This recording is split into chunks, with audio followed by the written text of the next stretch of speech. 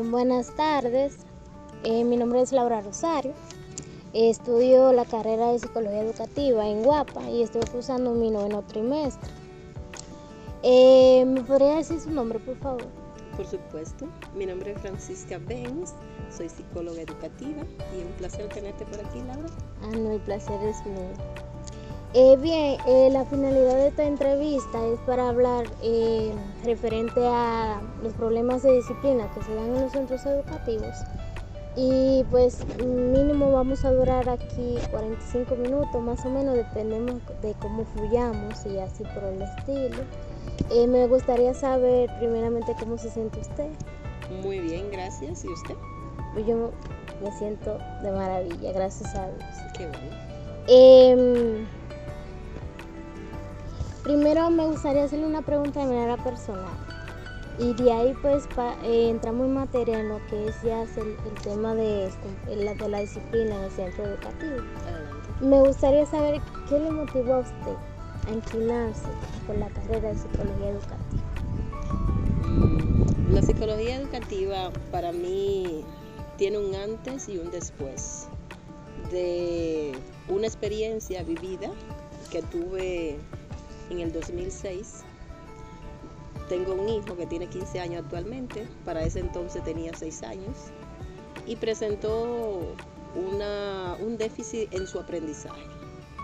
Venía mostrando una deficiencia, bajo rendimiento académico, presentaba alguna disfunción en los que eran los cambios de las palabras, invertía, sustituía palabra una por otra. La maestra me convocó un día y me presentó la situación que presentaba el niño y yo entendí que no era normal. Cuando ella me presenta la situación, me dice que era importante buscar ayuda y brindarle más atención al niño porque él se frustraba. Tenía una condición que cuando él no lograba alcanzar las competencias y realizar las actividades de manera normal, se frustraba. Se estresaba. Sí, y entonces yo dije, wow. Es raro lo que está pasando, no sé por qué, porque yo en ese momento tenía una ignorancia con lo que eran los hijos, porque yo entendía que ninguno de mis hijos había presentado nunca esa condición y yo tenía la idea que porque tenía esa condición, a lo cual yo entendía ahí mismo, pero es que mis hijos ninguno son iguales, todos son diferentes. Porque todos mis hijos hayan aprendido de una manera sistemática, no significa que debe ser igual. Y eso me llevó, en ese momento yo escuchaba también unos programas de la iglesia adventista y habían unos psicólogos que daban terapia de aprendizaje y me incliné un día que ellos lo escuché hablando sobre ese tema de lo que eran las dificultades del aprendizaje. Y eso me llevó a inclinarme, ya que estaba preparada, que era bachiller y todo, y estaba pensando en ir a la universidad, opté por esa carrera, porque vi que tenía las condiciones, sobre todo porque cuando yo ayudaba a mi hijo, entendía que tenía el dinamismo, la confianza, la seguridad y las habilidades para ayudarle en su proceso. Y por eso me incliné por la carrera de psicología educativa y nada, y aquí estoy. Ok, ¿y cuánto tiempo lleva ejerciéndola ya? Bien, tengo un año que la ejerzo ya profesionalmente de manera graduada ya en un liceo. Y me gustaría saber, a ver cómo me expreso. Después que usted ya se graduó formalmente y consiguió pues su trabajo como psicóloga educativa en el centro educativo, ¿cómo se sintió usted personalmente? Personalmente me sentí muy a gusto, me sentí realizada, me sentí que algo que empezó como algo personal, familiar, lo llevé a entender que muchos niños, así como mi hijo en ese momento, muchos son los niños, viéndolo hoy en la materia, muchos son los niños que están pasando por dificultades de aprendizaje, por cambios que no necesariamente los problemas de aprendizaje, bueno, porque hay que entender lo que es un trastorno del neurodesarrollo que produce un problema de aprendizaje, lo que es una dificultad de aprendizaje, que una dificultad de aprendizaje puede ser muchas veces por el manejo, tanto la metodología del maestro, de manera genética, de manera ambiental, y todo eso conlleva a que el niño presente en un momento un desfase curricular que viene siendo de 2 años más o menos, donde el niño tiene una deficiencia en su progreso de aprendizaje. Entonces, al yo vivir esa experiencia con mi hijo, me llevó a entender que yo debía aportar más de mis conocimientos a otros niños y a otras familias que están pasando por lo mismo. Y créeme que en los centros educativos es el pan de cada día que tenemos. Claro. Muchas dificultades de aprendizaje. No, eso se ve donde quiera, eso se ve donde quiera. Sí. Y después que ya usted se formalizó profesionalmente, ¿ha podido ayudar a su hijo? Bien, mi hijo en progreso ya lo superó, porque mi hijo lo que se le diagnosticó fue dislexia. Oh, Y aunque la dislexia es una condición la más común de los aprendizajes, de las dificultades de aprendizaje, es una enfermedad que no se cura, perdón, es una condición que no se cura, pero sí se trata. pero sí se trata, así es. Entonces, porque hacer la salvedad que no es una enfermedad, es una condición que es del neurodesarrollo, y como existen varios tipos de dislexia, en ese momento, cuando me lo diagnosticaron con esa condición, me dijeron que debía darle terapia continua, terapia de aprendizaje. Fue evaluado con especialistas, fue evaluado con un neurólogo, con un neuropsicólogo, psicólogo clínico y con un logopeda para trabajar el habla, la terapia de habla, y también con lo que fueron las terapias conductuales, porque fue una cosa en mano de la otra. Porque al no poder desarrollar su aprendizaje de una manera significativa, eso lo llevaba a desesperarse y hacía sus rabietas en ese momento. Ah, no, y no solo él se desesperaba, sino usted como su madre de verlo frustrado. Exactamente. Y ve que él no fluía como los demás de sus Exacto. compañeros y así. Exactamente. Pero la condición que presentaba de discalculia era leve, grave. Bueno, como sabemos, la dislexia no tiene un nivel. Exactamente, no es como diríamos que es el autismo o que es el síndrome de Down o como que es el TDAH, que tiene diferentes niveles. La dislexia puede ser progresiva, puede ser de manera tangible, que en el momento la pueda tener, la pueda presentar, y puede tener alguna disfunción de lo que son las palabras, las vocales, los sonidos, las consonantes, pero no necesariamente tiene que tener un nivel ya de moderado a grave o leve, sino que es una condición que se presenta de manera gradual, que si se trabaja con el tiempo, aunque existan la laguna, porque obviamente los niños disléxicos tienen una inteligencia normal. La dificultad de ellos va centrada más en el proceso de lectoescritura, porque es ahí donde algunas rutas del desarrollo a nivel cerebral pueden haberse afectado, y entonces eso conlleva a que presente la condición. Pero no significa que un niño con dislexia no pueda alcanzar las competencias como cualquier otro niño, como le pasó a mi hijo. En ese momento estaba en una escuela y ha ido escalando tanto que ahora mismo está en un politécnico, uno de los más reconocidos en La Vega, porque es un politécnico que entra a los buenos. Sí. Y gracias a Dios él ha superado todas esas barreras y actualmente está muy equilibrado en sus aprendizajes. No, lo importante es que él ya superó esa condición. Sí. Y que bueno, le sigue como anécdota, ¿qué le dicen? Anécdota. Sí, entonces no, lo importante es que ella la superó y que usted como su madre lo ayudó en cierto modo. Y que ahora ya que esa fue la razón por la cual usted se inclinó por esa carrera, por lo menos ya tiene más conocimiento y sabe qué hacer si en su ámbito de trabajo hay niños que tienen esa condición. Así es, en el ámbito de trabajo eso es lo que más recibo en el Departamento de Orientación y Psicología, niños que los maestros me refieren a través de lo que es una derivación de casos, Sí. estudiantes que están en sobredad precisamente por los años que se han ido reprobando, porque presentan una necesidad de apoyo educativo y muchas veces los maestros no cuentan con las herramientas. Otra parte fundamental en esto, y es que muchas veces los padres se niegan a recibir la atención, se niegan a recibir un diagnóstico y eso conlleva a que progresivamente el niño se vaya quedando atrás. Y que muchas veces cuando hay niños que presentan esa condición, los padres ni saben.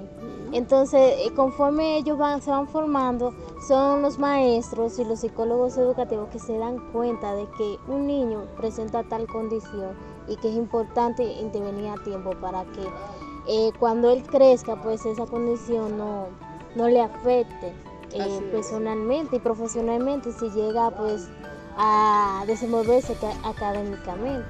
Así es. Bien, pero para entrar en materia en sí, me gustaría saber, además del problema de conducta, que ese fue el tema que yo elegí para hacer esta entrevista, y bueno, de aprendizaje, que ya usted me habló un poquito de eso, ¿cuáles son las demás problemáticas que se presentan en el centro que usted elabora? Bueno, en el centro que yo laboro, uno de los problemas más pronunciados actualmente es la situación de aprendizaje. Sin embargo, eso conlleva a que como uno va de la mano con el otro, la situación de aprendizaje, los niños que no aprenden son unos niños que mayormente irrumpen en la clase. Porque como ellos no entienden el contenido que el maestro está explicando, no entienden, no lo comprenden, no saben qué hacer, pues eso lleva y conlleva a que tengan una conducta disruptiva, a que tengan una conducta de indisciplina, una conducta desadaptada, ya sea que se paren, que molestan a los demás, que le ponen el pie a los demás para que se caigan, que le amarran las mochilas con las butacas. Entonces, esas son una de las condiciones que más tenemos en el centro donde yo laboro, y es, como te digo, va a generar una de las manos con el otro, porque si el estudiante no aprende, ¿qué usted cree que va a hacer? A interrumpir, a molestar, y ahí se generan lo que son los problemas de conducta. ¿Y qué usted hace como psicóloga en función para intervenir en esa situación? Bueno, actualmente yo estoy llevando varios planes. Tengo un plan de mejora tanto de aprendizaje como de conducta y disciplina. Esos planes de mejora van basados en lo que es la comprensión lectora, de lectoescritura. Tengo talleres donde trabajo con la conciencia fonológica, la discriminación visual. Trabajo ahí talleres enseñándoles con sopa de letra, rompecabezas. Trabajo para concentración, las funciones ejecutivas, o sea, toda esa parte yo la trabajo a través de lo que son ejercicios. Trabajo también con mucho programa de juego lúdico. Trabajo también lo que es la relajación, la motivación entre los estudiantes, porque entiendo que a veces nos centramos más en la conducta que presenta el estudiante que en buscar la manera de cómo erradicar esa conducta. Yo trabajo desde lo que es el plan de mejora con un buen trato.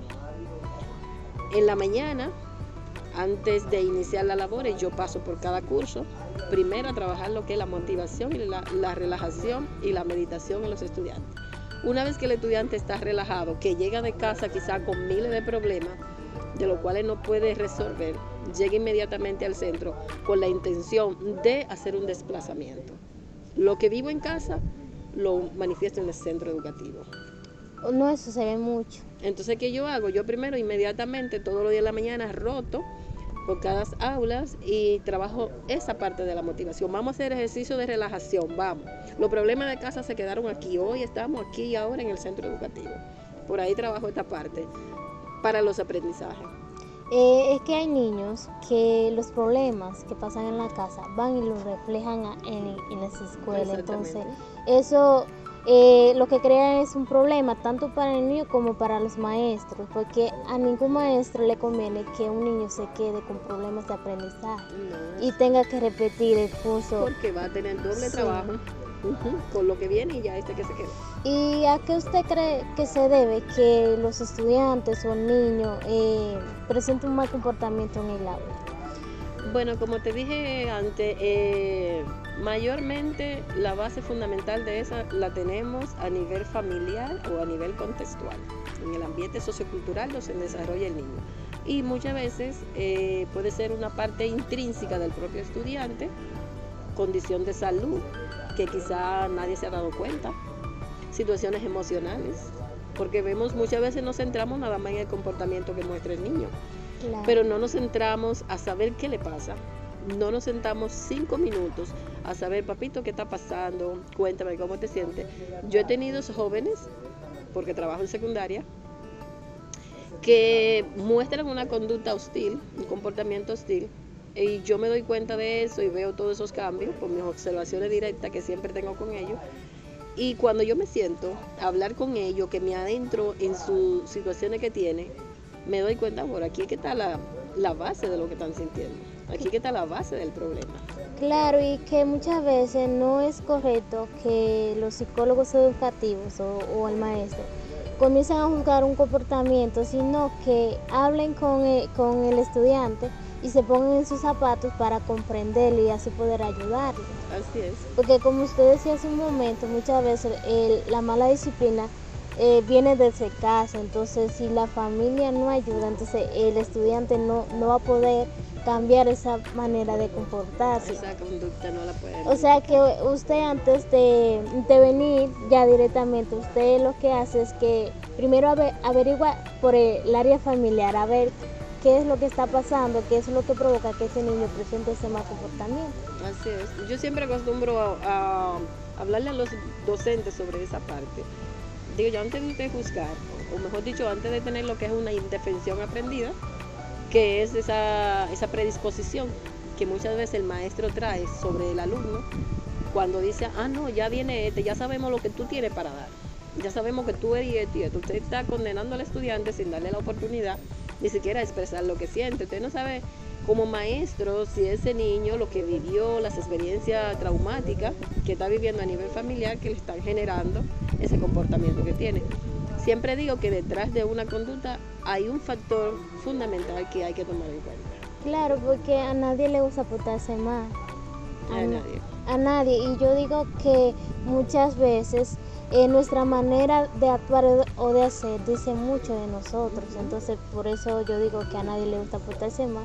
Sino que hay estudiantes que tienen problemas en la casa y van y llevan ese comportamiento, ese problema lo reflejan mediante la conducta que presentan en los centros educativos. Y también a eso agregarle que los padres son un modelo, los maestros también son un modelo ante los hijos y los estudiantes, y es que muchas veces los maestros mayormente traen de su ambiente, vienen con un problema ambiental familiar que no sabe cómo lidiar con el niño que viene también con una situación vulnerable de casa. Y al encontrarse estos dos polos, el maestro que viene molesto por alguna situación, una experiencia que ha vivido, y el estudiante que viene así, pues ¿qué es lo que vamos a tener? Un choque de trenes. Chocan. Vamos a tener un choque de trenes porque yo me siento molesto por una situación familiar que tengo, que siempre trato de enfocar eso en los docentes, de que sus situaciones familiares no le involucren las situaciones laborales. Claro. Porque ahí, por más que tú te estés sintiendo mal frente a una situación, tú tienes que saber que eres maestro. Sí. No puedes llevar a descargar tus emociones negativas al centro educativo, donde también hay niños que están viviendo su propia experiencia. Y está claro, sabemos que todos tenemos emociones y que nos podemos sentir en un momento mal, pero para eso tenemos que trabajar lo que es la inteligencia emocional. Claro, porque tal vez el estudiante no sepa cómo lidiar, pero yo digo que un maestro ya debe hacer lo siguiente, dejar los problemas personales fuera de lo que es su ámbito de trabajo y no prestarle atención, porque si no, ese maestro no va a dar el 100% que debería de dar. Y los niños no van a aprender nada, porque como usted dice, los maestros son un modelo y también los padres. Así es, los padres son un modelo. Siempre que usted va a hacer algo, piense, aunque usted tiene una copia, que es una esponjita, que es su hijo que está escuchando, observando todo, para luego realizar y tener las mismas acciones que usted muestra. Que es que los niños son como una esponja, ellos adoptan la forma de hablar, de expresarse de las personas que ellos tienen a su alrededor. No es que ellos lo aprenden de la noche a la mañana, sino que tienen un modelo ahí y a partir de ese modelo ellos mismos adoptan ese comportamiento. Sí, yo siempre digo que los niños son como, suena feo lo que voy a decir en realidad, pero son como un virus o como una bacteria que tienen un proceso de incubación. Eso no, una bacteria no se forma un día para otro, eso No. tiene un proceso de incubación Claro. de muchos meses, de años y todo eso. Entonces, eso mismo son los niños. Pasa un tiempo, yo siempre acostumbro a decir que muchas veces, a veces queremos modificar una conducta de un día para otro. Yo le digo muchas veces a los padres, cuando me van por un mal comportamiento que se han convocado en el centro educativo, me dicen, ay, que ya el niño tiene una semana y no vemos cambio. Digo yo, escúcheme, querida, el niño tiene 15 años portándose mal. Entonces usted no puede pretender que en una semana yo haga cambio en un estudiante. No, Porque todo, eso es imposible. Yo creo que ni Simon Freud pudiera hacer eso. todo es un proceso. Es un proceso, entonces muchas veces, tanto el maestro como los mismos padres pretenden que en una semana se generen cambios, No es, pero no es posible. es imposible. Lo que hay que sí es que tratar. Exacto, darle seguimiento al proceso. Sí, y conforme usted la vaya tratando, pues esa conducta se va moldeando y va presentando lo que es su comportamiento positivo. Así es. Otra pregunta que le tengo por hacer es, ¿cree usted que un mal comportamiento puede influir en las calificaciones del estudiante? Significativamente, porque ahí tenemos lo que son las actitudes y los valores, Claro, que por eso te quitan puntos. sí. Que tus calificaciones, si tú estás teniendo un aprendizaje deficiente, y a eso le sumamos que también le vamos a agregar tu mal comportamiento, tu conducta hostil que tiene en el aula, tu agresividad, la violencia, una actitud negativa, obviamente que no va a ser favorable en tus calificaciones, porque ningún maestro va a reforzar un mal comportamiento. Imposible. Entonces los reforzamientos están para aquel, ya sea negativo o positivo, para aquellos estudiantes que presentan una conducta. Entonces si tú te portas bien, obviamente que tu refuerzo va a ser positivo.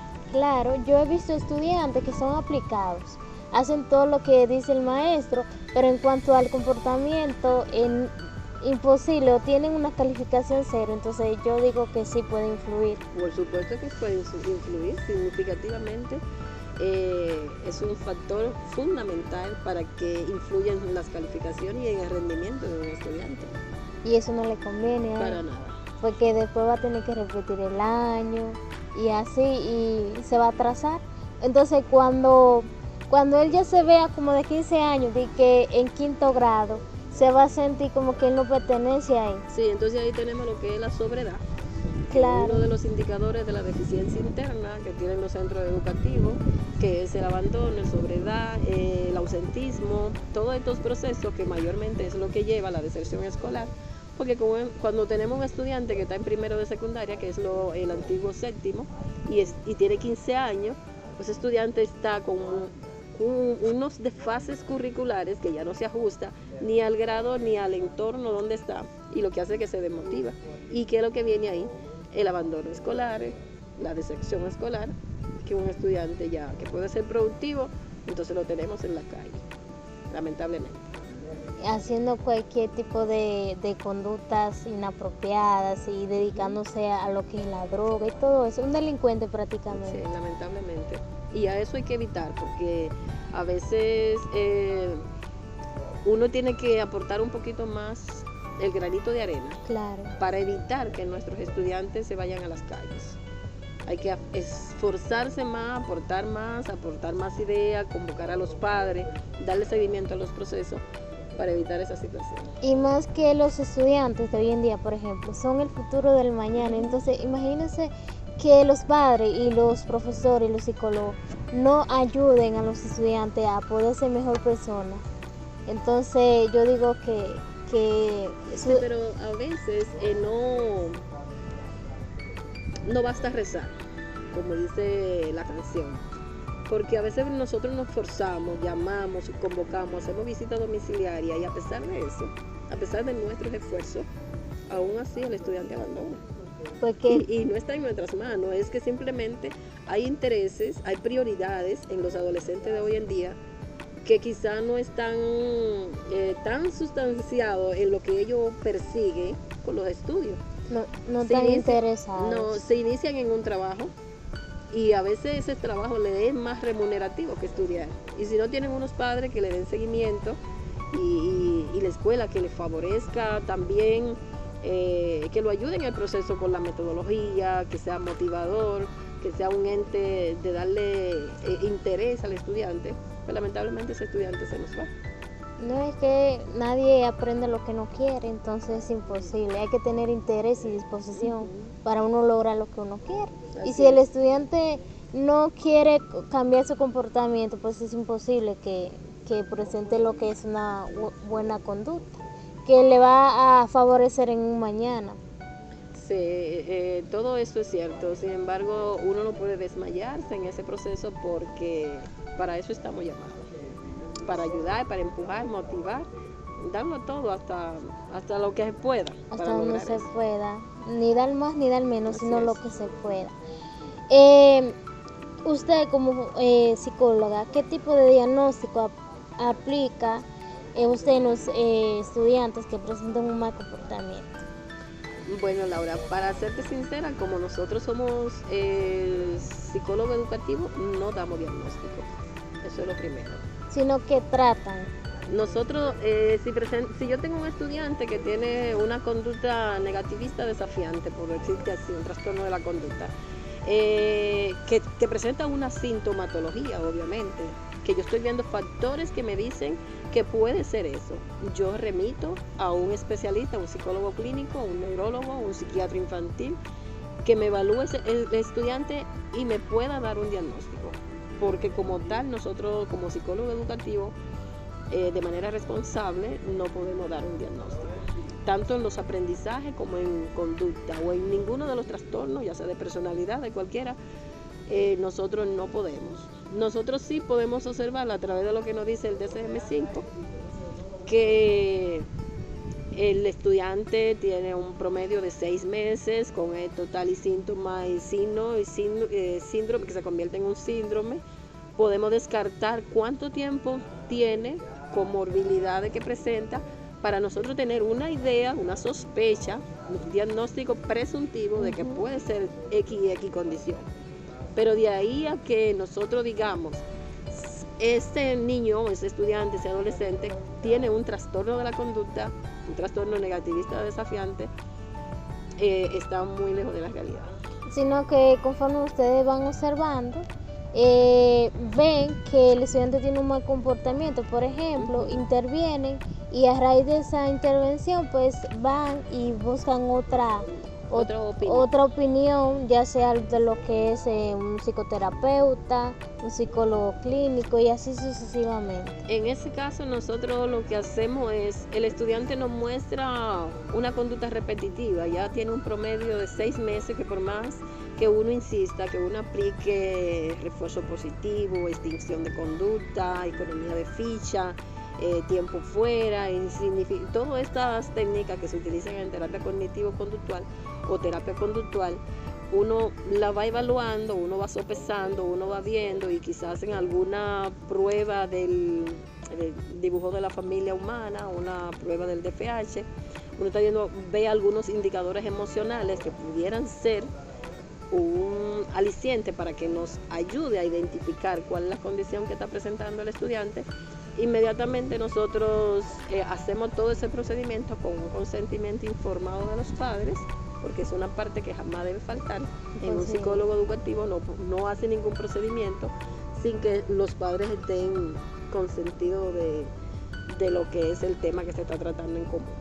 A partir de que nosotros tenemos todo ese informe hecho y esas evaluaciones con las fichas que el docente nos remite, hacemos un equipo, presentamos la situación y vemos si el estudiante requiere ser referido a un especialista. Si consideramos que no, que es algo que es nada más cuestión de que nosotros le demos seguimiento, de que lo abordemos, de que le demos amor psicoafectivo y todo esto, entonces lo trabajamos desde el centro. Entiendo. Ya que usted hace un rato mencionó sobre las técnicas de modificación de conducta, me gustaría saber cuáles técnicas de modificación conductual usted aplica para solucionar esa problemática. Actualmente yo estoy trabajando con lo que es economía de ficha, porque yo trabajo en secundaria, pero en secundaria, como te decía ahorita, yo tengo niños que tienen 11 años, Sí. que todavía se les puede aplicar una economía de ficha. Tengo niños que también trabajo con tiempo fuera, aunque la técnica de tiempo fuera no me gusta mucho porque entiendo que no surgen los efectos, los efectos que se quiere, porque cuando mandamos a un estudiante al rincón del pensamiento, de reflexión, que es la misma tiempo fuera, lo que le estamos enseñando es que reflexionar solo está bien. Entonces se cierra en sí mismo, donde no puede tener ningún estímulo que lo distraiga, porque el rincón de reflexión es donde el niño está aislado. Entonces, ¿qué es lo que estamos creando? Un efecto adverso, porque estamos mandando al niño al aislamiento. Claro. Entonces significa que cuando suceda cualquier cosa, la mejor opción es que te aísle. Y en resumida cuenta, eso no surge ningún efecto positivo, porque tenemos un niño aislado, Claro. tenemos un niño introvertido, pensando para adentro, a quién le digo lo que pensé. O sea, el efecto sería más contraproducente que beneficioso para el estudiante. Le afecta a sí mismo, sí, Así mismo. entiendo.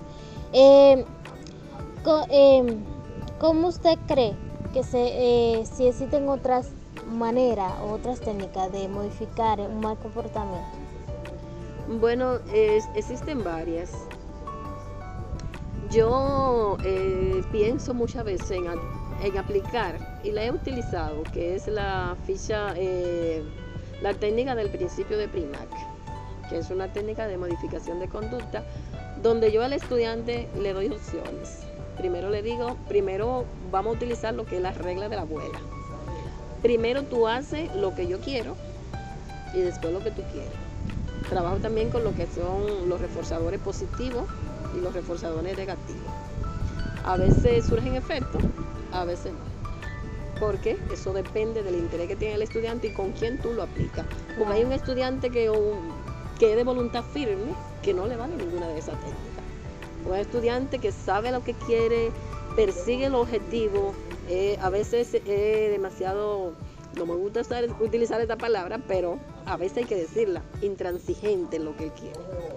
Porque es un niño que es de voluntad firme y tú tienes que conocer cuando tú tienes un estudiante de voluntad firme que no te vale ninguna técnica.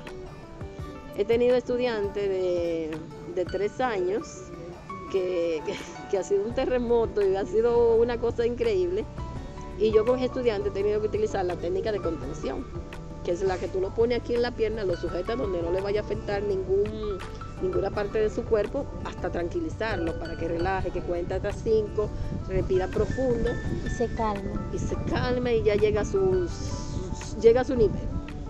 Entonces esa técnica yo la utilizo mucho, pero con los niños pequeños. Sí, porque no. Con adolescentes es difícil aplicar ninguna de esas técnicas. Te lo digo por experiencia, porque es que con adolescentes tú tienes que hablar otro lenguaje. Son agresivos, faltan el respeto y no es fácil. Con los adolescentes hay que tener una decisión firme. Tú tienes que empoderarte en saber qué es lo que tú le quieres decir. Con los adolescentes tú no le puedes mandar un mensaje mezclado.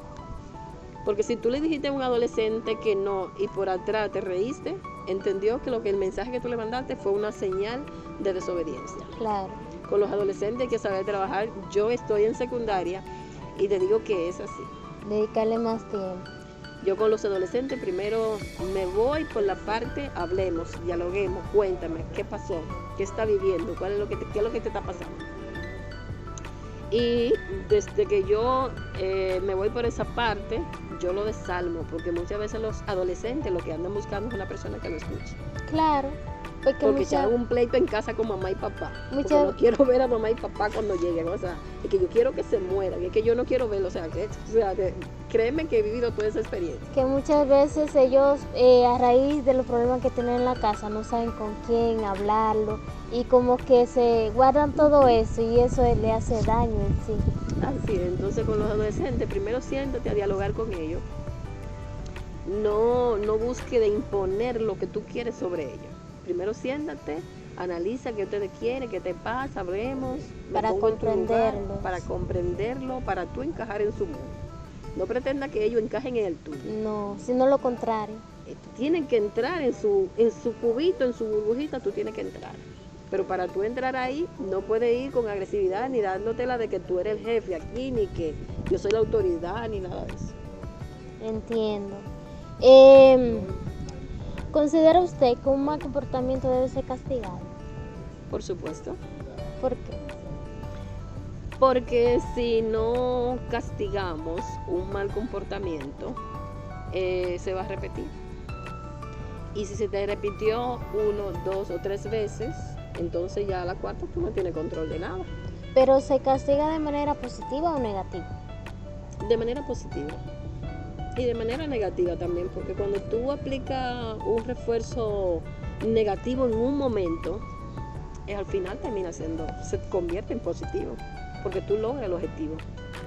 Ahora, lo que tú no puedes hacer es un comportamiento, utilizarlo de manera personal para castigar. Sino sacarlo personal fuera y aplicarlo de otra manera. Exactamente. Un docente tiene una situación con un estudiante, no lo puede llevar a su plano personal, como sucede muchas veces, que son acumulativos. Un estudiante hizo algo hoy, mañana hizo algo con el mismo maestro, mañana hizo otro. Pues ya la tercera, el maestro dice, no, te la cobro por esta, por esta y por esta. Entonces ya son 3 amonestaciones que le tiene y lo lleva a un plano personal. Hay maestros que hacen eso. Hay que aplicar cada castigo, por cada conducta, en el mismo momento tú tienes que aplicar la sanción. No puede ser acumulativo ni reiterativo en varios puntos. Tiene que sucedió la acción, asume una consecuencia en ese momento. Hay maestros que lo cogen personal, por eso es que hay muchos estudiantes que dicen que tal fulano, que el maestro de tal materia se la cogió conmigo y me quiere quemar. Entonces yo digo que no. Es por eso mismo. Entonces sí, mal comportamiento, pero tú sabes que esos malos comportamientos, para eso tenemos una regla básica, porque para eso tenemos el manual de convivencia. Tú no aplicas una sanción fuera de lo que es el manual de convivencia, porque eso no se puede. Para eso nos instruyen a nosotros con un manual de convivencia donde tenemos falta leve, falta grave y falta muy grave. Que para cada una hay una medida disciplinaria y hay una sanción. Y para un estudiante comete de manera reiterativa una falta leve, inmediatamente se convierte en una falta grave. De manera reiterativa, 3 faltas graves, entonces ya se convierte en muy grave. Y entonces ya cuando un estudiante ha cometido 3 faltas graves, ya el procedimiento que tú aplicaste para la falta leve y para la falta grave ya no puede ser el mismo. No. Porque ya es un caso que incluso se te va de la mano y es necesario hasta remitirlo al distrito. Sí. ¿Usted cree que por medio de una conducta positiva, digámoslo así, se puede aprender más? Siempre. Me gustaría saber, ¿usted cree que se debería recompensar al estudiante por aprender? Si se debería recompensar al estudiante por aprender. Sí. Es como decirle, te estamos pagando por algo que tú debes hacer, ¿verdad que sí? Pero sí, porque es que el estudiante es un ser humano también. Tú nada más no debes ver la parte negativa. El estudiante aprende, ahí es que necesita su motivación para que se repita esa conducta. O sea, es para que una tasa de frecuencia de una conducta se repita, entonces tú la refuerzas positivamente. Es como decirte que mi hijo le va bien en sus calificaciones, me trajo A en todas las materias. ¿Qué yo debo hacer? Yo tengo que reforzar a mi hijo positivamente. Claro, premiarlo. Yo tengo que premiar a mi hijo. Yo tengo que darle a mi hijo un privilegio. Yo no puedo dejar pasar eso así. Porque cuando me traigan la calificación en 80 o en 70, ¿qué es lo que yo voy a decir? ¿Y qué pasó? ¿Por qué esta calificación está en esta puntuación tan baja? Entonces ahí voy a caerle encima. Claro. Pero cuando me la trajo buena, una calificación significativa, alta, yo no dije nada, ni lo premié con nada. Entonces esa es una de las cosas que lleva muchas veces a la desmotivación del estudiante. Yo digo, desde mi punto de vista, que hay estudiantes que sí se le debe recompensar por aprender, pero no hacerlo de manera seguida. Porque hay estudiantes que se acostumbran y hacen las cosas que le pide el maestro para tener una recompensa a cambio. Entonces yo digo que sí se debe aprender, porque o sea, sí se debe recompensar, pero no hacerlo de manera continua. Y hacerle saber que no te estoy pagando por lo que tú debes hacer. No te estoy recompensando por eso, porque tú también hay que tener en cuenta, tú no necesitas aquí, solamente tú lo que haces es estudiar. Claro, es que es un deber, es su deber como estudiante aprender y estudiar. Entonces yo digo que si hay estudiantes que se le paga o se le recompensa por aprender, Se pasa la vida entera entendiendo nada más que va a sacar buenas calificaciones porque lo van a recompensar. y que el aprendizaje que ese estudiante obtenga no sería significativo realmente. Sería nada más por los beneficios que me van a dar. Sí, entonces imposible aprender así, ¿verdad? No Y se se puede. acostumbra. Ay, que yo voy a hacer la tarea porque el maestro me va a dar algo o me va a halagar o me va a poner tanto punto. Sí, pero la motivación siempre extrínseca debe existir. Siempre, porque eso es lo que te da a ti. Por ejemplo, yo veo algunos estudiantes o algunos maestros que cuando el estudiante te saca 99, son tan limitados para darte ese punto.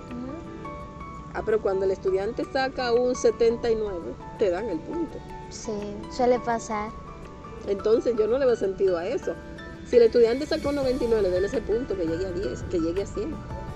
La mayoría de maestros no hacen eso. No, dale ese punto, refuércelo ahí. Oye, y hay muchos estudiantes que son tan elitistas o son tan, ¿cómo le llaman a esto?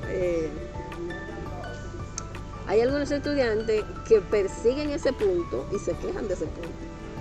No, y lloran. Yo me he topado con estudiantes y compañeros que lloran por un punto.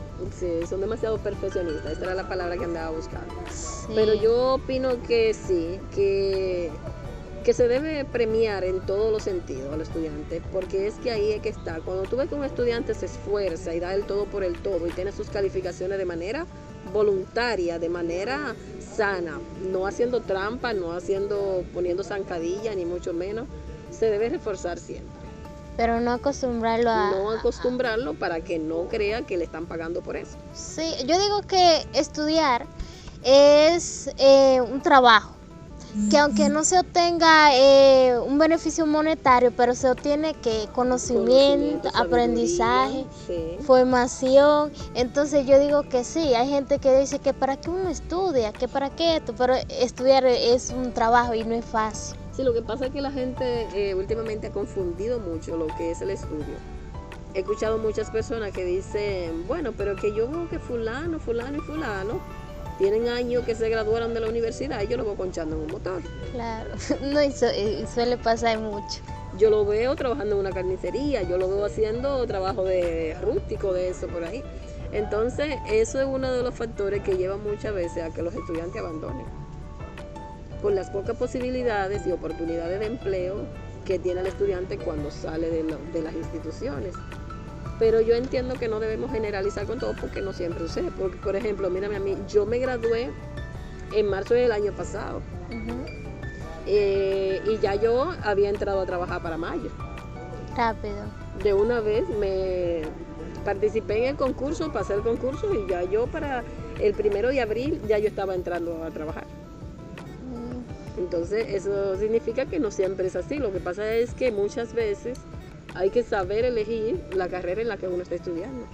No, para eso existen exámenes, test psicológicos. Sí, exactamente. Tú tienes que determinar la viabilidad que hay de empleo en un país, en una población donde haya más necesidades para tú saber qué carrera tomar. Eso es una de las cosas que muchos jóvenes hoy en día no hacen. Entran a la universidad y no tienen ni idea de lo que están estudiando. Sino que ellos lo hacen por beneficio, o sea, por tener un valor monetario, pero no porque quieran. Entonces sucede que cuando tienen 2 años de carrera, entonces optan por abandonar esa carrera y iniciar otra. Pero ya tienen 2 años de carrera perdida, que muchas veces no le convalida. Y se pasan la vida entera estudiando y no terminan, porque cambian y cambian de carrera. Sí, por eso es que hoy en día ya tenemos lo que son los centros educativos, desde el departamento de orientación que está trabajando con lo que es la orientación vocacional en los proyectos de vida, para que el estudiante salga formado de ahí, sabiendo qué es lo que quiere, en cuál carrera tiene más preferencia, en cuáles están sus intereses, para que después cuando llegue a la universidad sepa directamente a qué carrera dirigirse? Pues yo considero que cuando yo estudiaba no se daba mucho eso. O sea, orientar al estudiante de manera vocacional para ver en qué se quería desempeñar, si en dado caso de que quisiera seguir sus estudios universitarios. Entonces, yo considero que si en mis tiempos me lo hubiesen dado, pues posiblemente tendríamos profesionales ya graduados en lo que quieren, que lo hacen por vocación y no por interés propio. Así es. Mayormente la gente está buscando nada más, sobre todo en el área de educación. Estamos ahí nada más es por lo que te venden, que te pagan en el Ministerio de Educación. Porque más lejos de la realidad a veces no puede ser. Solamente cuando uno llega ahí, uno que se da cuenta y dice, ok, y el trabajo que tenemos aquí, todo esto. Entonces la gente se inclina más por esa parte del pago que por la vocación es. Por eso que tenemos, lamentablemente, tanto profesionales mediocres defendiendo y ocupando un puesto en algunas instituciones que lamentablemente dejan mucho que decir. Y no debería ser así, pero lamentablemente así es. ¿Qué podemos hacer? Este es nuestro sistema. Existen un tipo de estrategias que se dan mucho en los centros educativos, sobre todo pues nosotros los psicólogos educativos lo usamos mucho, que son las técnicas del condicionamiento clásico y el operante. Entonces, yo quisiera saber si usted en algún caso o alguna vez ha tenido que implementar algunas técnicas, sea de cual sea del operante o del clásico mayormente. Conozco muy bien las técnicas de Pavlov y Skinner. Sin embargo, yo no he... Bueno, la del condicionamiento clásico, tenemos lo que son las técnicas que ya te había mencionado antes, porque vienen del conductismo. Sí. Pero en realidad yo solamente he aplicado esas dos técnicas en mi ejercicio profesional en los centros educativos. Porque dentro de esa técnica está el moldeamiento, está lo que es el reforzamiento positivo y negativo, que usted me habló de eso hace un momento, está el castigo también, y hay otras como la extinción y el desvanecimiento. Yo sé que usted también no lo ha implementado, pero sí existe, entonces quizá ahora no lo está implementando, pero en un futuro posiblemente tenga que hacerlo. Tú sabes que cuando uno está en la universidad, uno tiene mucha familiaridad con esas técnicas, pero inmediatamente uno como que se entra al sistema, uno como que olvidó esa parte. Es como es teoría, en la práctica uno casi no la utiliza, pero son muy buenas y es muy bueno que me lo recuerde para volver a esos años del condicionamiento clásico de Pavlov, de Skinner, y que fueron muy buenas en su momento. Son fundamentales esas técnicas porque son técnicas de modificación de conducta, solo que esa técnica hay que saberla utilizar, porque muchas veces tú quieres aplicar un refuerzo y tú piensas que ese refuerzo lo está haciendo bien y por lo general no resultan los beneficios que tú quieres, por saber la implementación precisamente de cada una de esas técnicas. Sí, por eso es que dice un dicho que dice que la práctica es que hace el maestro. Usted posiblemente no se acordaba de algunas de las que yo mencioné, pero... Sí, yo me recordaba del moldeamiento, sí, y a la técnica de Albert Bandura también. El aprendizaje por observación. Exactamente, por eso te decía ahorita que los padres son ese modelo y los maestros también de los estudiantes. Por el aprendizaje por observación, el aprendizaje vicario, que son técnicas que son muy buenas para trabajar ese modelamiento de los estudiantes. Bueno, usted ve que yo me estoy formando en el área educativa, pero todo lo mío ha sido teórico. O sea, todos los conocimientos que yo he obtenido en la universidad, yo no lo he llevado a lo práctico, todavía no he tenido la oportunidad, pero quisiera, porque yo digo que eso me ayudaría a mí, ya que estoy formándome académicamente, entonces como que quisiera, por ejemplo, implementar lo que es ¿cómo es que le llaman? Una sala de tareas que mayormente se dan en los niños pequeños. Uno ayuda a los niños pequeños, pues ya sea a leer, a enseñarles las vocales, a sumar, pero no se me ha dado la oportunidad todavía. Bueno, en esa parte Sería bueno si un día de esto no... Yo estoy elaborando muchos programas de proyectos en la escuela, tal que te dije ahorita, el de disciplina, la cultura de paz y el buen trato, la convivencia armoniosa y también el plan de mejora de los aprendizajes, que sería bueno concretar un ambiente, un momento, para que te vaya con tu hermano y allá me ayuden en algunos procesos de eso, que te sirve de práctica. Y yo encantada porque la práctica que hace el maestro, entonces no sirve de nada que yo estudie y lo que yo aprenda no lo lleva a la práctica. Así es. Y mayormente eso es lo que se ve en los psicólogos, que ellos, todo lo que ellos aprendan lo lleven a la práctica y ayuden al estudiante, y no solo al estudiante sino a los maestros, porque para eso es que está el psicólogo educativo. Interviene académicamente, pero también familiarmente, porque muchas veces la familia no sabe cómo lidiar con los hijos. Y por eso es que dicen que mi hijo es bruto, que no sabe comportarse, pero ¿cómo va a saber comportarse si usted no lo ayuda? Sí, lo que pasa es que mayormente tenemos ahí un problema, y es que hay padres que son analfabetos. Claro. Y como ellos no tienen conocimiento, no saben leer, no saben escribir, pues obviamente no van a saber cómo ayudar a su hijo. Una de las mayores dificultades que se tuvo en pandemia fue esa. Y por eso es que tenemos hoy en día esas lagunas de esos estudiantes que pasaron a secundaria sin saber nada de las escuelas. Nada. Porque como no podían quemarse, pero tampoco lograron las competencias, porque no tenía quien lo ayudara, virtual, los profesores le mandaban unos cuadernillos, pero los papás no sabían leer para enseñarlo con esos cuadernillos, imagínate. Eso fue un caos, esos cuadernillos, eso fue un caos. Lo digo yo que mi hermana lo llevaba y ponía mami no sabía nada. Entonces yo digo que la educación empieza en el hogar, que primero se implementa en el hogar, y ya cuando los estudiantes llegan a la edad donde ya pueden pasar a la escuela, pues los maestros ayudan a moldear ese comportamiento, ese aprendizaje y así por el estilo. Aunque sí te puedo decir que es cierto que el maestro desempeña una función importante en el proceso de enseñanza-aprendizaje y en el comportamiento del estudiante, pero en casa se deben formar a los estudiantes en esos valores. La casa es la principal escuela donde el estudiante se forma, con los padres, con el seguimiento que los padres les dan. La escuela es un proceso de seguimiento a lo que ya los padres han inculcado en sus hijos. Porque lo que tenemos hoy en día es que muchos padres consideran, incluso he escuchado muchos que han dicho, vete para la escuela para que te eduquen. Pero es que la escuela está para educarte a ti en los conocimientos intelectuales que tú vas a tener. Pero los conocimientos básicos de valores, principios, morales espirituales y esa convivencia, normas de cortesía, esos valores se fundamentan en casa. En la casa. Ya que usted habla de eso, a mí me gustaría saber si en el centro que usted elabora hay estudiantes que por razón X no se crearon con sus padres, o sea, viven con terceros, ya sea con el abuelo, con los tíos. ¿Existen estudiantes así?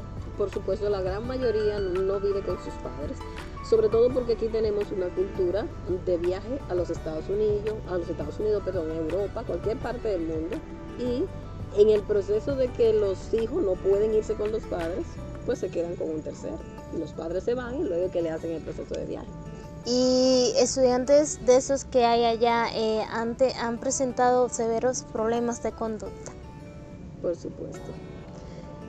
Por eso es que dicen que la educación empieza en el hogar. Entonces, si los padres no están, ¿cómo esperan que su hijo se porte bien, verdad? Exactamente, y sobre todo sabiendo que cuando los hijos se crían con los abuelos, tienen mucha costumbre que no son buenas, porque los abuelos no están para criar. No. Los abuelos están para consentir en un momento dado, para cuando papá y mamá corrigen, el abuelo consiente. Entonces eso conlleva a que esos estudiantes presenten la conducta que presentan porque no tienen un guía, no tienen un patrón de referencia que lo conduzca. No es lo mismo criarse con los abuelos que con los padres, no es lo mismo realmente. Y aunque en algunos casos hay algunos sí que tienen a sus padres, eso también presentan su conducta por la negligencia, porque los padres o son muy negligentes o muy autoritarios o son deficientes. Entiendo. Bueno, ya para cerrar, yo le tengo una pregunta de manera personal, o sea, mía. ¿Qué consejo usted me daría a mí como estudiante en formación, o sea, que me estoy formando académicamente todavía? ¿Qué consejo usted me daría?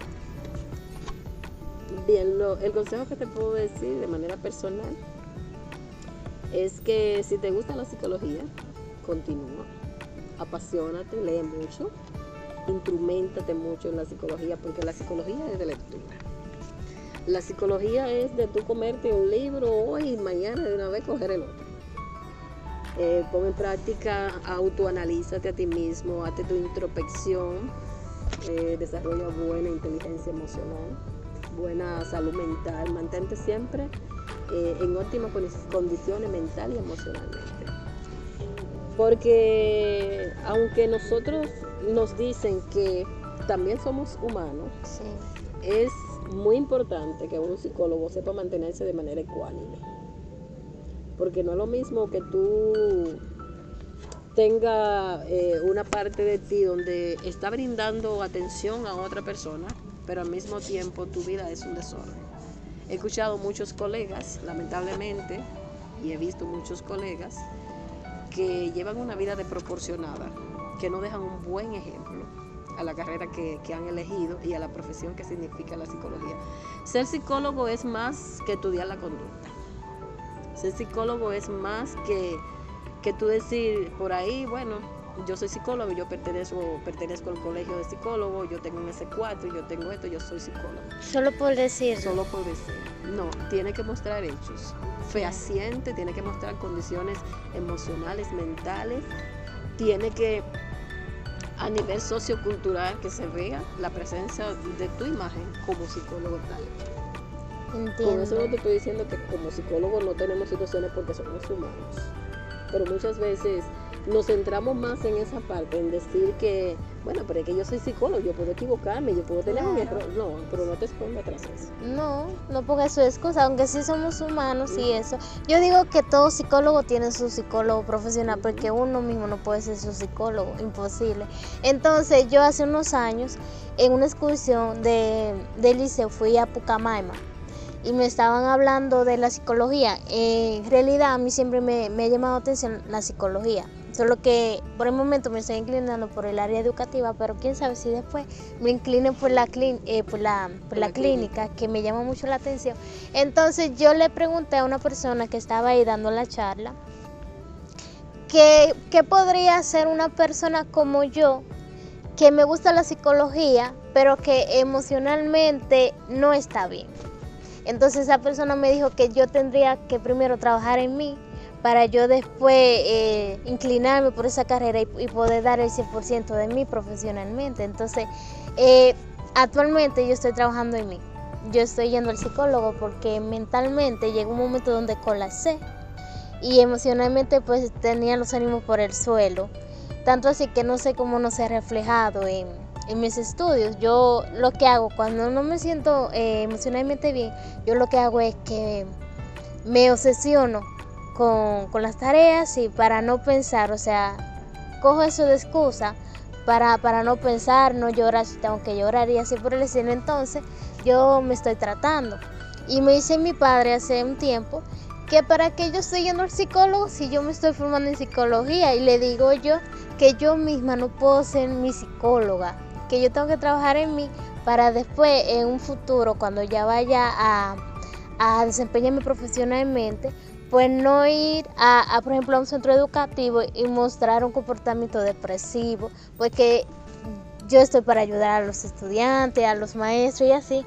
Entonces no puedo, tengo que trabajar primero en mí y después trabajar en donde Dios me ponga.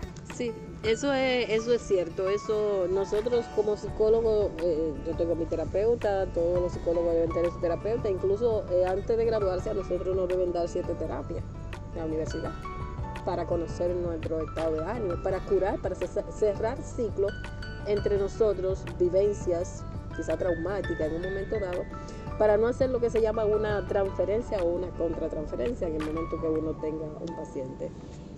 Es importante eso. Es también fundamental que nosotros como psicólogos En algún momento de la vida uno sabe que como humano uno puede colapsar. Claro. Porque como te digo, somos humanos, tenemos emociones. Y estamos viviendo, y esos son a veces los problemas emocionales, surgen de una parte de ti que a veces se te van de las manos, que no es porque tú quieres, porque el tema de una depresión no es que tú quieres, tú no quieres ver a una persona depresiva, ¿no? Tú no te quieres sentir depresivamente, con proceso de ansiedad no te quieres sentir así. Son respuestas involuntarias del sistema nervioso central que en un momento se activa y tú te sientes en un estado vulnerable. Pero como condición humana, que sabemos que tenemos toda esa proclividad, también debemos saber que tenemos que manejar esa parte, buscar ayuda siempre con especialistas en el área, que acompañe, que nos dé un acompañamiento a nosotros, porque eso es precisamente lo que se hace, un acompañamiento hasta que uno esté regulado en sus emociones y uno pueda gestionar sus emociones para uno poder actuar de manera óptima. Y más que actualmente, yo sé que usted ve mucha noticia y todo eso. Y yo que no, yo no veo noticias. No, bueno, pues yo sí. O sea, no por la televisión, pero sí por las redes que suben eso. Que yo he visto que la salud mental ha cobrado mucha más importancia que la física. Bueno, lo que pasa es que generalmente salimos de una pandemia, pero entramos en otra. Claro. Que es los estados emocionales, los estados vulnerables, estado de ánimo, que es la verdadera pandemia que tenemos ahora mismo. Algunos dicen por ahí que es el tema de la vacuna que generó todo eso.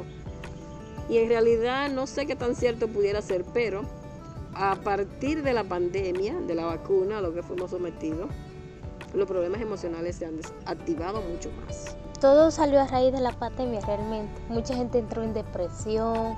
La gran tasa de suicidio que tenemos en la República Dominicana y a nivel mundial es alta para una población que antes de la pandemia no tenía tanta incidencia en asuntos emocionales como lo que tenemos hoy en día. Se ve mucha realmente. Y no solamente que se ve como persona depresiva, no, es que es simplemente persona depresiva que ya tú lo ves con 6 meses de una depresión y ya se está suicidando. Que muchos ni lo reflejan. Entonces, ay, ¿qué le pasa a fulano? Si fulano siempre vivía sonriente, nunca mostró indicios de estar pasando por un problema o una depresión. Entonces, después quieren atentar contra su vida y después que quieren darle la ayuda que necesita. Entonces, la depresión siliente, sí, que se llama, siliente, es esa depresión donde tuve una persona que es muy feliz, que sale, va a lugares de risa, se divierte, ríe, salta, patalea y hace todo. Pero cuando llega a su casa, esa persona se encierra en su bucle y esa persona colapsa. Lamentablemente, porque podemos ver a este joven, a Boca de Piano. Sí. Boca de Piano se encerró en su casa y estaba flaquito y mucha gente pensaba que era cáncer que tenía durante la pandemia. Y él mismo lo reconoció. Y era un estado depresivo que llegó pensamiento suicida, que aunque no materializó en un momento, pero sí lo tuvo. Y ahí que la depresión es terrible. Yo digo que esos trastornos, la depresión y la ansiedad, se ven más en las personas alegres y así, sí, claro, que en personas calladas y tímidas, aunque sí se ve, pero poco. Entonces, yo digo que se debe trabajar. Sí, lamentablemente no tenemos una población consciente de eso, porque tenemos una población muy ignorante, un país con mucha ignorancia con respecto a eso. Cada vez que te hablan a ti de ir a un psicólogo, lo primero que te dice es que yo no estoy loco. Sí, porque eso es lo primero que dicen. Ir a un dicen. psicólogo, si yo no estoy loco, o sea, hasta que no desmontemos esa conducta bizarra que lamentablemente tenemos, pues no vamos a ver cambio en esto. Es que para ir a un psicólogo no hay que estar loco. Los psicólogos no son para personas locas, realmente. Ni siquiera los psiquiatras, que son los que tratan esa deficiencia mental en las personas enajenadas y todo eso, ni siquiera los psiquiatras ya a esta altura de vida se consideran que son para ese tipo de personas. Porque tú tienes un estrés sobregeneralizado con una ansiedad que te genera una depresión y una angustia incapacitante, pues el médico ha recomendado que tú debes ir a psiquiatra. Claro. Ese es el médico especialista a quien tú debes ir para regular. Entonces, si necesitas psicofármaco que te va a ayudar con ansiolítico o antidepresivo para regular tu estado emocional. Por eso es que hoy en día la la psicología ha tomado mucho más importancia que las demás profesiones, porque si usted no está bien de aquí, Su cuerpo no puede generar. no. Y así como tú dices, pero para que tú veas que los tiempos ameritan tener más conciencia de lo que son del tema psicológico, la salud mental. Sin embargo, tenemos mucha gente que la psicología no está tan avanzada como se debería y como uno espera en la República Dominicana, por el mismo tabú que hay de la psicoeducación que necesita la población. Creen que ir al psicólogo es de loca y no es así. Así es, todavía seguimos en pañales. Es algo que deberíamos de cambiar. Y no solo hablarlo y decirlo, sino hacerlo, porque si nosotros no cambiamos esa perspectiva que tenemos de la psicología, pues no vamos a mejorar realmente. Sí, pero también hay un factor importante que hay que tomarlo en cuenta, y es que quizá muchas veces los mismos psicólogos son los que dejan ese descrito y esa mala sensación en la población, porque con el desmérito que muchos profesionales defienden y desempeñan su carrera o nuestra carrera de psicología, deja mucho que decir, porque verdaderamente hay muchos profesionales de la psicología que no son tan éticos, Porque no lo hacen por vocación. porque no son tan éticos y han dejado en esa parte han dejado en la población un mal sabor de que ese psicólogo está más loco que yo, ¿para qué yo voy a ir donde él? Eso suele pasar en muchos Sí, centros. hasta que no psicoeduquemos y nosotros que somos los psicólogos de la primera generación, bueno, de la quinta generación ahora, hasta que esta nueva generación de psicólogos que hay no desmonte esa creencia negativa que hay sobre la psicología, y lo que ya están ahí, crear una campaña social, que ahora mismo las redes sociales son el medio idóneo para transmitir cualquier información positiva. Entonces, lamentablemente, nuestra profesión se ve estancada. No deja que surjamos ni nada, ni influyamos ni eso. Bueno, pues eso es todo por hoy. Muchas gracias. La verdad que me sentí muy cómoda con usted. Y pues nada, para mí fue un placer haberla entrevistado. Espero que se repita realmente. Y nada, pues muchas gracias. El placer es mío.